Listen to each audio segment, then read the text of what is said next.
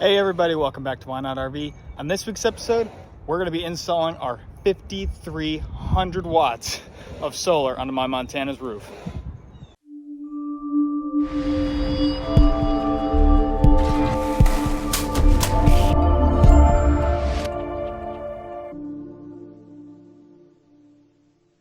Remember, if you want to learn more and make less mistakes while RVing, be sure to hit that subscribe button, drop a like and a comment down below. I appreciate it. Thanks for watching. It's not an exaggeration. I'm installing 5,300 watts of solar onto this roof. Now, I'm gonna get you guys closer and kind of show you the basic plan, but pretty much what I'm doing is similar to my last RV, the Big Country, where I used Unistrut as a mounting platform for everything. I'm now using 1-inch tube aluminum as a mounting platform. So I'm gonna be running 36 feet of aluminum 1-inch down each side of the RV as well as down the middle, because there's 3 rows of panels that are going to be going in. There's going to be the 360 watt panels on the outside, the 100 watt panels on the middle, 10 100 watt panels down the center, and 6 360 watt panels on both sides. And pretty much what we're doing is, once that aluminum is in place, I now have a 1-inch piece to mount my L brackets to. I have custom made L brackets that are, to match the height of everything I need, because everything's gonna ride just exactly right on top of the fans, the air conditioner, everything like that. It's gonna sit right on top of the front AC. That front AC is the highest point of the RV. So I figured if it sits just like touching that front AC, everything else should be fine the rest of the way back. But pretty much those L brackets are gonna kind of go up and over and give me a nice little mounting platform for my brackets for the panels. But on the side, where the L is gonna come down to that 1-inch tubing, is where we're gonna screw in the that bracket into that 1-inch tubing, and I'll be able to have a little bit of free play, due to roof curvature and all this stuff, because this is beyond an exact science. This is very much a trial by fire type of install. It is not for the faint of heart, but this is what I'm doing, so you can take a look. Let's get to it.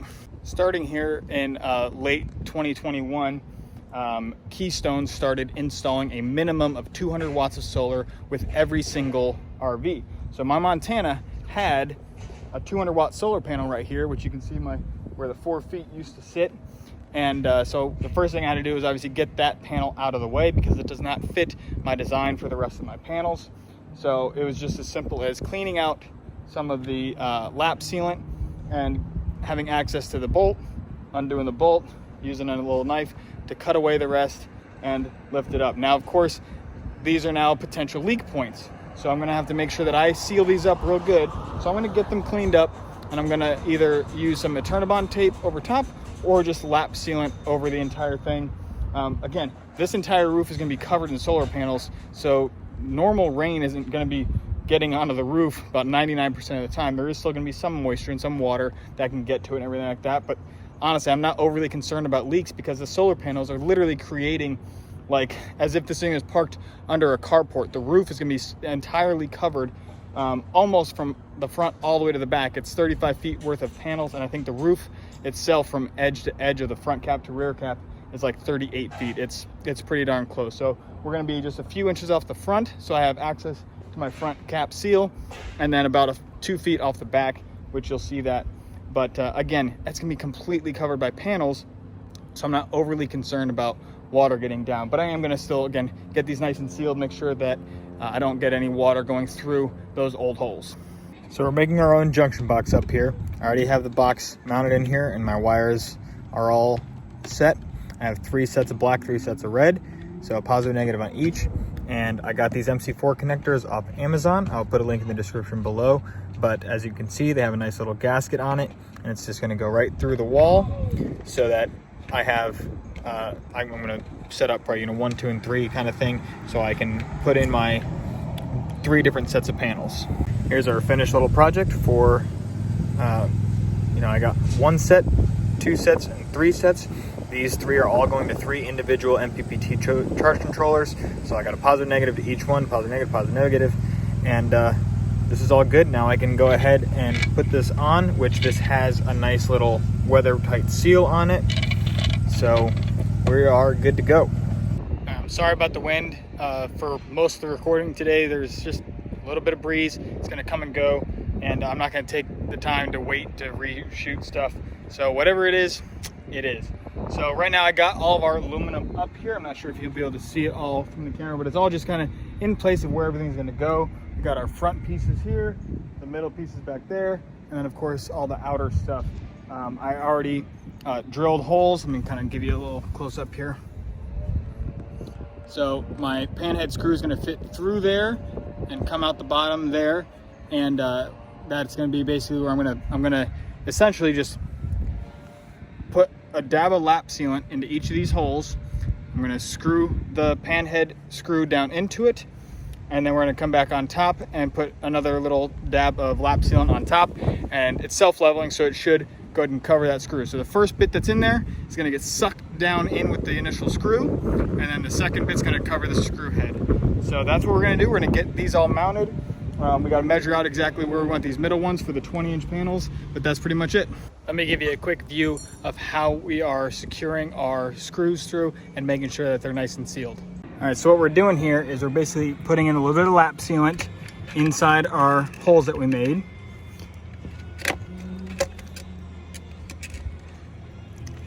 And when I say a little bit, you know, it's literally just, it probably won't focus, but it's just a little glob down in there. Then we're taking our screw, screwing down in, and we got them, you know, a little bit of sealant coming out the side, and then we come back over top with a little bit of sealant to cover the screw head.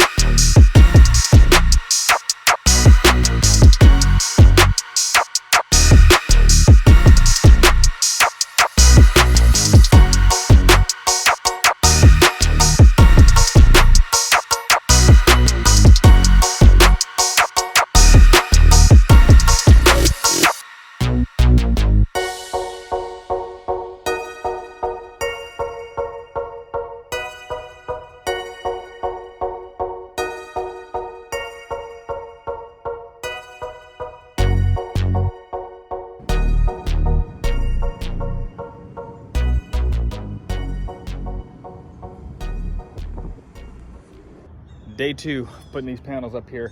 So yesterday, essentially what we did was we got our front panels set on.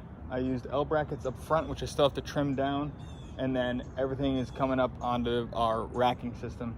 So you can see we have our front panels that come up at an angle, and then the rest of the panels are nice and flat, and they're going to be flat all the way back. So that's pretty much all we got going right now. I do have our half done, about 2650, you know, somewhere on that, 2600 watts of solar already. We got 5 100 watts down the center, 3 360s on each side. Those are all a series connection. So basically each one of these, 1, 2, 3, is one big panel. It's going to act as one big panel. The center is, you know, 1, 2, 3, 4, 5 of the Renogy 100 watt panels. That's basically one large 500 watt panel. is our in series. And then again, our other side, 1, 2, 3, is the other set of panels. So that's where we are now, and we're mainly just kind of going straight back on the roof to get the rest done. So after a quick trip to Michigan and back, we're now technically day 3 working on the panels. That second day, we didn't really have a whole lot of time. We were flying out at noon, so we didn't really have a lot of time. But let me kind of show you the bracing system and kind of the brackets and how we're getting all these things mounted. So as I previously already showed you guys, our rail system here is mounted to the roof line in the center and on the edge. And we have little aluminum risers in the middle. And as you can see, it is literally directly on top of the air conditioning. I'm only adding this much height right here, this 1.25 inches, because that's what's on top of the air conditioner, and it's the same height going over to the edge. But anyway, so it's just these little, we got some 14-inch risers in the middle and 17-inch risers on the edge because of the curve of the roof. And we literally just have them self-tapered in. And up top here is just a little T that holds that panel down.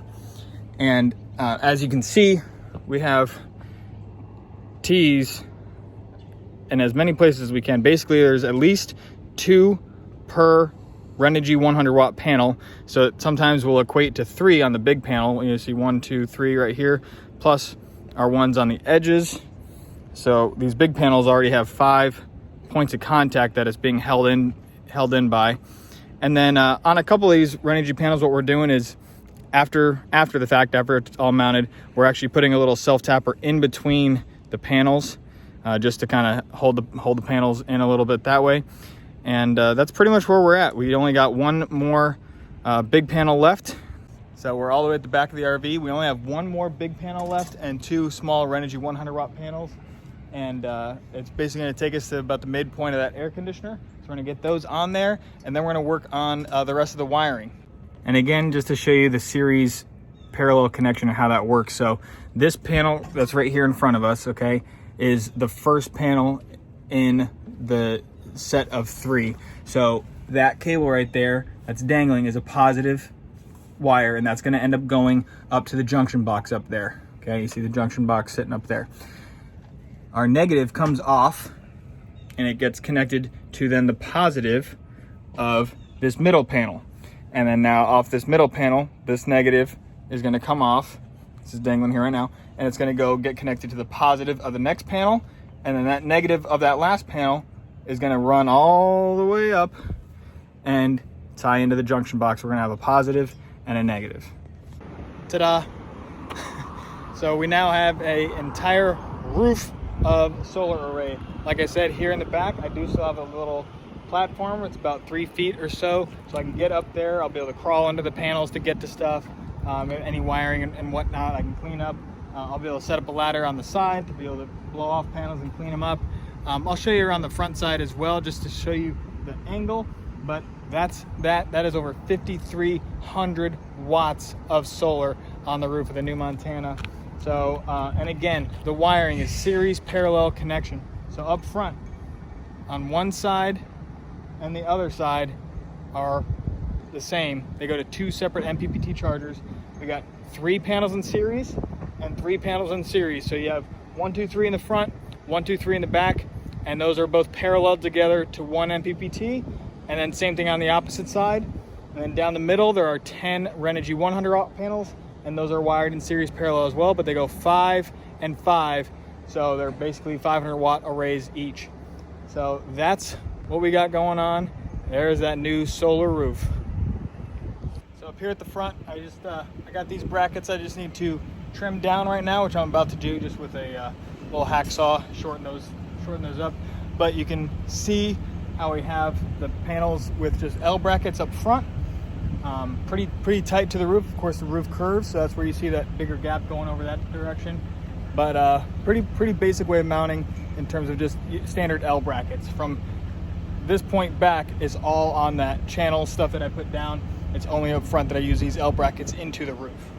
I wanted to show you guys some of the finished bracing and whatnot, because I did add these whatever you want to call them, supports, basically just to prevent the entire array from being able to shift side to side. I added those supports on both sides, just 3 of them. You can kind of see 1, 2, it's hard to see the third one way up there, but they're up there. And then I also added, you can see in the middle of the big panel here, I added a 1/4 inch thick riser, just like the risers that I was using for the T's and whatnot, but I did a 1/4 inch thick one because these panels, which you can see are nice and straight now, but the weight of them and the overall distance made them sag in the middle. So I added those risers there to give them a little bit more support, but now they are nice and good, and this thing is pumping 5,300 watts of solar available. Obviously right now in the winter, flat, you know, I'm making like 2,300, 2,500 midday, but that's it. There she is in all of her glory, 5,300 watts of usable solar. You know, when people talk about their solar, they say, oh, I have 1,200 watts of solar. Yeah, you have 1,200 watts available. You're not going to get 1,200 watts except for in peak season, you know, peak hours a day, unless you're tilting. Like if you're tilting, yeah, you can get your 1,200 watts. I would think pretty much year round, as long as you're tilting them enough. But for me, where they're fixed, and most RVs where they're just affixed up there and they're not moving, you're not going to get, like, I don't get 5,000 watts. Right now, peak day, for a couple hours in the middle of the day, I'm getting around 3,000. I've gotten, you know, 3,300, 3,400. And it depends too, because when we were further up north, the most I was getting was 2,700. It's because we're farther north and it's in the winter time. So anyways, the solar panels have been absolutely amazing. We've been boondocking quite a bit, harvest host hopping, and in the morning when we leave from a harvest host and the batteries are just about dead, you know, 20%, 25%, where the generator kicked on overnight and they're at 30%, and we start driving, the solar just rips those batteries up, and they're usually charged up by anywhere from 2 to 3 o'clock in the afternoon. Usually still have a couple more hours after that, that I'm making solar and there's nothing going on in the RV, which it's just been absolutely amazing. We love it. And again, I've now driven over 6,000 miles all the way from Florida to Washington State and now back. We're currently in Texas on our way back to Florida, and I've been through 60 mile an hour plus gust crosswinds. I've been through some really strong headwinds, some really strong tailwinds, and the rig gets blown around just like my last RV, okay? I don't believe the solar has added any real difference there in terms of it getting blown around or moved around. A lot of people have been asking me that question online, and I don't think so. No, I mean, the only real way you could ever know that is to tow the exact same rig with the exact same truck going through the exact same area right behind each other and have the same exact driver to know and feel how that RV is pulling. I've had no issues. I've not felt uncomfortable at any time. And again, I went through 60 mile an hour crosswinds where it's a super, super high wind advisory. Semi trucks are going super slow. And of course, then I would just go super slow. I would just follow what the semi trucks would do, because they are a 53-foot wall of, you know, a wind block. And, you know, I'm a 42-foot wall. The solar though is flat. So the wind just goes right underneath of it. I don't think it really has that much of an issue with in terms of the solar. Now up front where I have them tilted, I think has been extremely helpful in terms of just, you know, keeping the majority of any headwind up and above the majority of the panels. It's just been great. I absolutely love it. I have no complaints about it. The bracing that I did initially, you know, in the video, you know, I first just started with brackets in between each set of panels. And then as I mounted them up, I realized, wow, these panels are really long. I need to add another piece in the middle. So we did that, and we did that with a little bit thicker aluminum. And then I went ahead and add cross braces so that the panels didn't shift side to side. And that was all during the initial install design process. I've not changed anything since I put them up there. I put them up there, they sat up there for about a month and a half. And then New Year's Day, on the road, taken off to Denver to go work the wildfires. And I was super nervous because I had not towed. I planned on towing just around my area down the highway, trying to get it up to 60 miles an hour, make sure that nothing moves, nothing shifts, everything stays nice and tight. I didn't have that luxury. I had to go. We had to get to work, and we only had 3 days to get there. So we were driving 14 hours a day for 3 days straight, and nothing moved. Everything was great. I got every chance I got to stop those first couple days. I popped up top. I checked everything out. I looked at it. I was like, wow, nothing's moved. When we got to our final destination, I did get the ladder out, and I actually went up there and checked all the bolts and screws to make sure that nothing really moved, nothing shook loose, and it didn't. Everything has been absolutely amazing. So the way I did this has been super strong, super sturdy. I do not recommend anyone to install the way I install, because this is just such a custom thing, and I'm not here to tell you what to do with your rig. If you are not comfortable designing a system to support these panels with winds and stuff like that, do not even attempt it. Hire a professional, reach out to people, and of course, everything with RVs, it's at your own risk, right? I mean, if you want to follow my design, it is at your own risk. Do not blame me if something happens, because you could have easily not secured something properly like I did. But other than that, the panel's been absolutely amazing. We absolutely love them. If you have any questions, please drop a comment below. Make sure to subscribe, share the channel, drop a like, all that fun stuff. And we'll see you next time. Thanks for watching Why Not RV. Bye.